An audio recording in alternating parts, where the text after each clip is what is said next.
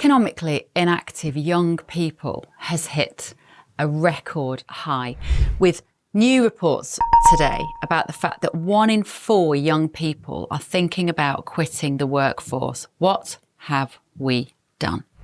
This is Beth Turner for GBN Originals, and more reports today of this crisis in our young people. Well, quelle surprise, because if you take a whole generation and you lock them up in their bedrooms, you take away work experience and their college and their relationship building and their traveling with their friends. Don't be surprised if in several years' time, what are we looking at now, 5 years since the pandemic, that you've stored up a problem that's now only coming to fruition. Younger people are more likely, under 35 years of age, to take time off work for their mental health as well than the older generation. Now, some of them are just swinging the lead, no doubt, and they know, because they've been taught it at school, that if they use their mental health as an excuse, they can get out of pretty much anything. A boss can't really hold you to account if you say, oh, I'm really sorry, I was depressed on Monday morning, I couldn't come in. Chances are they were probably hungover. So we have to give bosses more powers to be able to call out when mental health is not actually the root cause of a person's problem.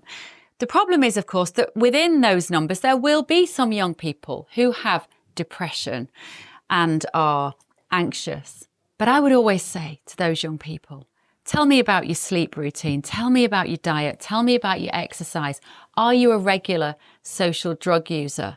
Let's rule out all of those and then come back and tell me if you're still depressed. Something else that happened in lockdowns, which unless you had teenagers or young people in the house at the time, it's really difficult to understand, is that they actually had sometimes more freedom than they should have had. And what I mean by that is when they're making that transition from being 14, 15, 16, 17 to becoming a young adult, they would often have family parties. We might host a party for our kids, right? And you might have the parents in the other room and they're all maybe having a shandy in the next room. In lockdown, we parents were so keen for our children to still see other teenagers, for that is what teenagers are meant to do. We would let them go and meet in the park, or they'd sit on riverbanks, or they'd go to the local common. And what happened then, because I've heard this from so many parents, there was no adult keeping an eye on them. So vaping has gone off the scale, underage drinking off the scale, cannabis use unprecedented. We gave some children too much freedom, and now we're suffering the consequences of that as well.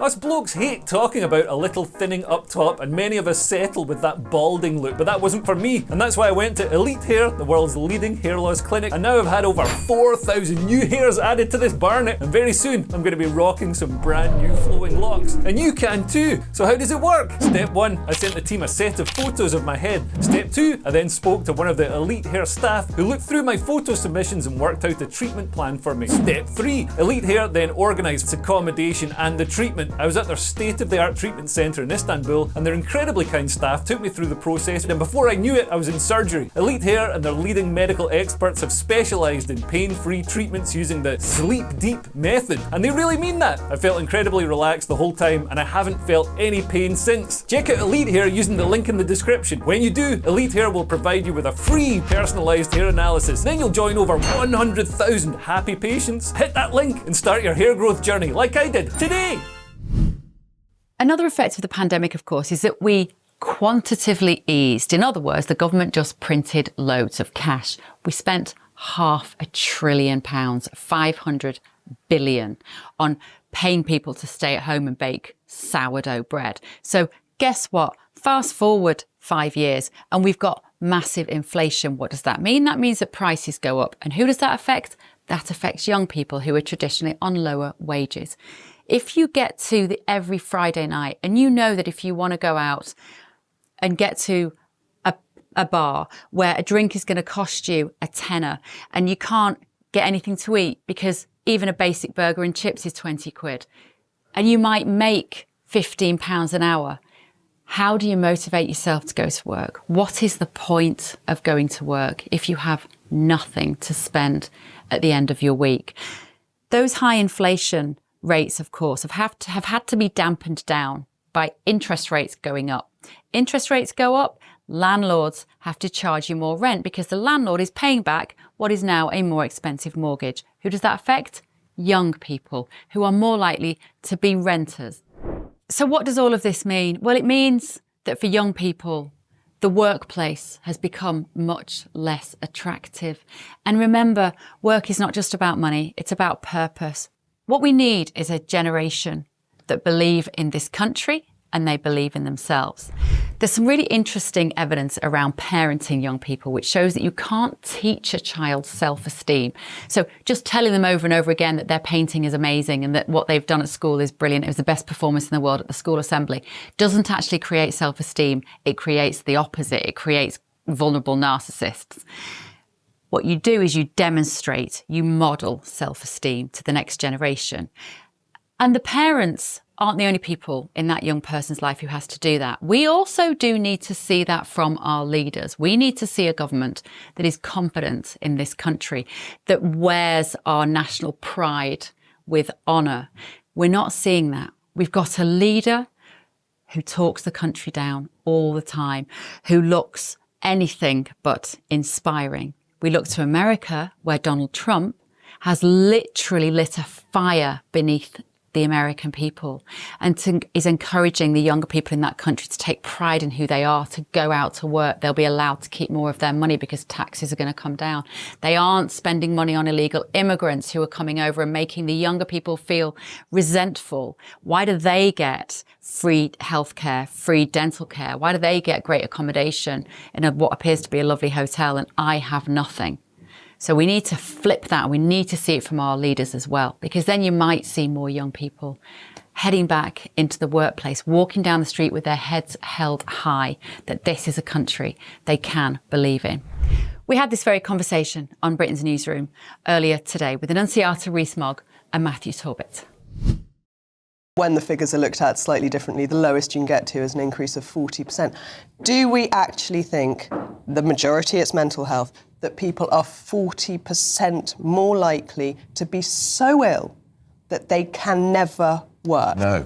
Than they were 5 years ago? But I'm afraid I don't. Well, when you lock up a whole quarantine healthy people, there was always going to be these reverberations down the line. It was always insanity to do that. It was so obvious that we were storing up a time bomb. Is that what we're seeing now, the explosion of that bomb? I think Paul Johnson at the IFS said this morning that there's compelling evidence that shows mental health has been torn to bits for many people because of lockdowns. It was an awful period, don't get me wrong, we all went through, it was horrible, even those was key workers and were going into work or whatever else.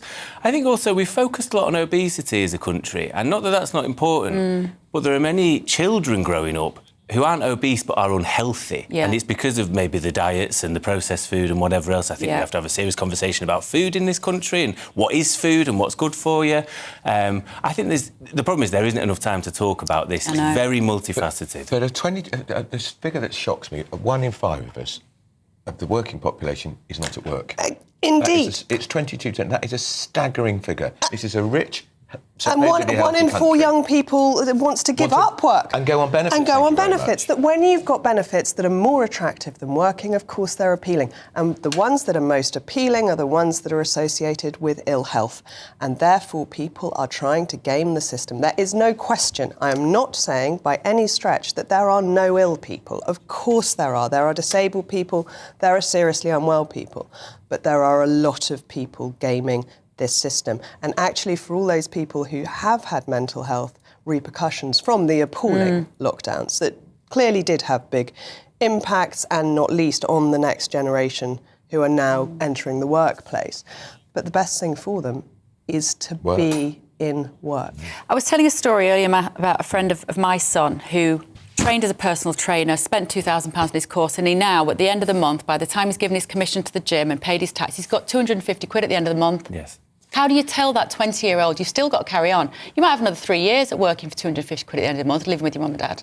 And I think with unobtainable standards by looking at social media, there is unfortunately a culture of instant gratification. If somebody else has got it, why can't I? And I think that feeds into young people's thinking. The social contract's broken. The idea that your friend's son is going to get on the housing ladder anytime soon without any assistance isn't going to happen. He's paying a fortune in rent if he's not at home. Yeah. There's a whole manner of things, and then we see, you know, the studies that say that people are feeling less unpatriotic as possible. You think, what's the point going to work? What am I paying towards as well? You're seeing governments, previous governments as well, squandering money left, right and centre, and you go, what's the point? And anecdotally, I see friends all over the show fleeing for other countries, and I can't say I blame them at the moment. Isn't this the time, more than ever, almost in modern history, where we needed a government to come in and be inspiring and motivational and to galvanise and say, we've been through this awful thing, we are going to pull together. We've got the polar opposite, Annunziata. We have, and all we have to do is look across the Atlantic and see what a bit of energy, enthusiasm